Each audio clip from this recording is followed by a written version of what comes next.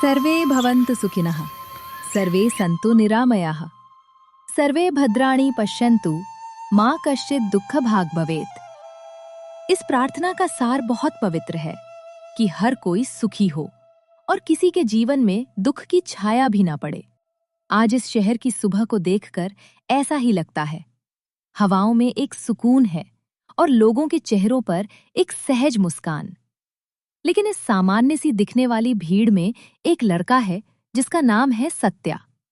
सत्या का स्वभाव सरल है। उसके चेहरे पर एक शांत प्रसन्नता रहती है। वो साधारण है, पर शायद कुदरत ने उसके लिए कुछ और ही सोच रखा है। सत्या को सुबह की शांति प्रिय है। वो दुनिया को वैसे ही देखता है जैसी वो है, खूबसूरत और उम्मीद से भरी। वो अक्सर मुस्कुराता है, लेकिन उसकी मुस्कान में एक परिपक्वता है।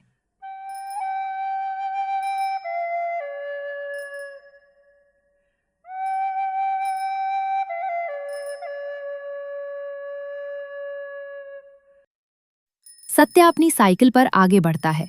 उसे एक भूखा कुत्ता दिखता है।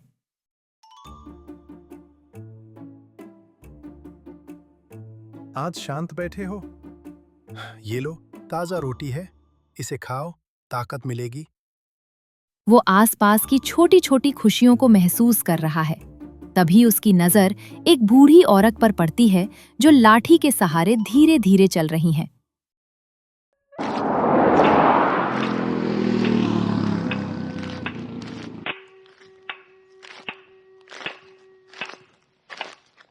हाय राम। अरे अम्मा, संभाल के। अम्मा घबराइए मत, मैं हूं, धीरे से उठिए। ज्यादा चोट तो नहीं आई? घुटने में लग गया बेटा। ये पत्थर अचानक लाठी के नीचे आ गया। अम्मा, ये पत्थर यहां नहीं होना चाहिए था। किसी और को चोट लगे उससे पहले इसे हटाना जरूरी है। तू बहुत नेक बच्चा है। आज के समय में लोग रुकते नहीं, पर तूने मदद की।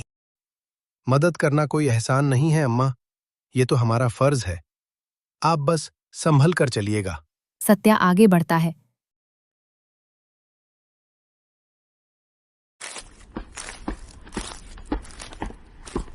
अरे सत्या,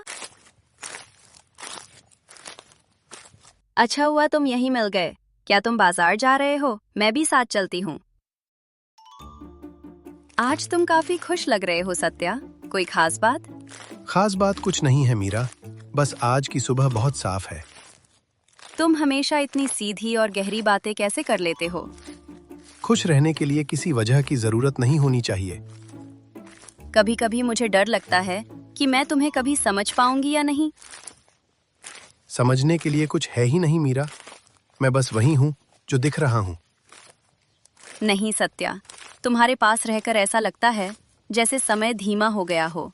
तुम अजीब हो। सत्या आगे बढ़ता है। तभी अचानक उसके शरीर के भीतर एक हलचल होती है। ये क्या था? ऐसा लगा जैसे मेरे अंदर कुछ जाग रहा हो। एक अजीब सी ताकत, ये कहाँ से आ रही है?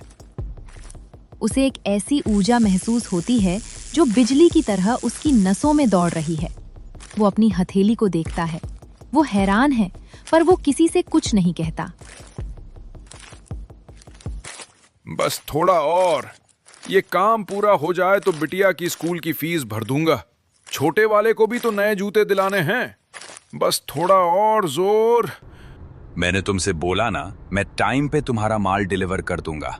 अब बार बार फोन करने की जरूरत नहीं है, समझे? मुझे मेरा काम मत सिखाओ।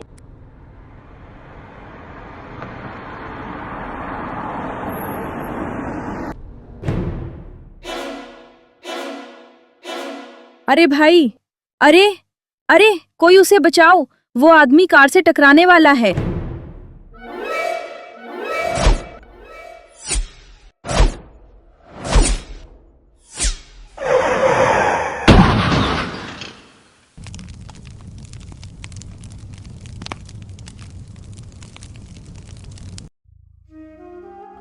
बेटा, तूने मुझे बचा लिया। अगर मुझे कुछ हो जाता तो मेरे उन मासूम बच्चों का क्या होता? कौन उन्हें खिलाता? तू फरिश्ता है बेटा। सांस लीजिए बाबा। ईश्वर की कृपा है कि आप सही सलामत हैं। बच्चों का आशीर्वाद आपके साथ था। ए बुड्ढे, देखकर नहीं चल सकता क्या? तेरी वजह से मेरा लाखों का नुकसान हो गया। गाड़ी लोहे की है, फिर बन जाएगी। पर इस आदमी के बच्चों का क्या होता? आपको अपनी गलती माननी चाहिए। अच्छा, अब एक अदना सा लड़का मुझे सिखाएगा कि मुझे क्या करना चाहिए। हीरो समझता है क्या खुद को? तुम्हें इनसे माफी मांगनी चाहिए अगर इन्हें कुछ हो जाता तो। तू जानता है मैं कौन हूं? मेरा नाम है नारू। तुम जैसों की अकड़ उतारू। चल हट यहां से। आह, मैंने कुछ गलत नहीं कहा। गलत या सही, यहां हम फैसला करते हैं। आह आह, साहब छोड़ दीजिए, बच्चा है। गलती मेरी है, मुझे देखकर चलना चाहिए था। माफ कर दीजिए। अगली बार दिखा तो कुचल दूंगा।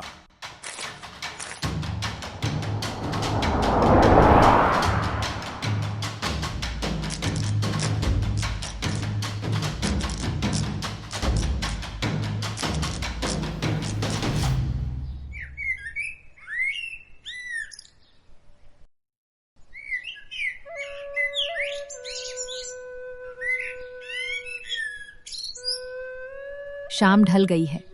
सत्या नदी के किनारे अकेला बैठा है।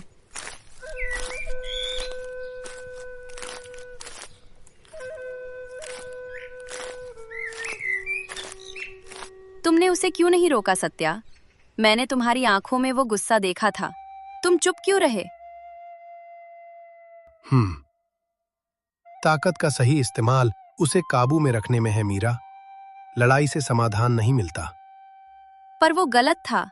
सत्या, मेरी बात याद रखना। दुनिया बहुत बेरहम है। एक दिन ऐसा आएगा जब तुम्हें दूसरों के लिए नहीं बल्कि अपने लिए खड़ा होना पड़ेगा। तब तुम्हारी ये चुप्पी हार जाएगी। जब वो दिन आएगा तब मेरा कर्म ही जवाब देगा। फिलहाल मैं सिर्फ एक इंसान बने रहना चाहता हूं।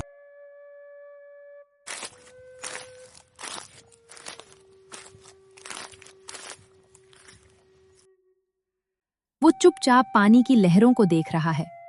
वो अपनी हथेली को देखता है जहां एक धुंधला सा सुनहरी निशान उभर रहा है जो धीरे धीरे चमक रहा है। सत्या उसे देखकर खुद भी आश्चर्यचकित है।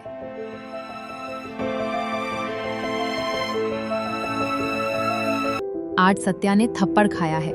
आज वो चुप है, लेकिन उसकी चुप्पी के पीछे कौन सा तूफान छुपा है? क्या ये सचमुच वही साधारण लड़का है जिसे दुनिया देख रही है, या इसके भीतर कोई ऐसा राज दबा है जो इसे दुनिया का रक्षक बनाने वाला है? क्या ये बस एक इत्तेफाक है या सत्या की कहानी अभी शुरू हुई है?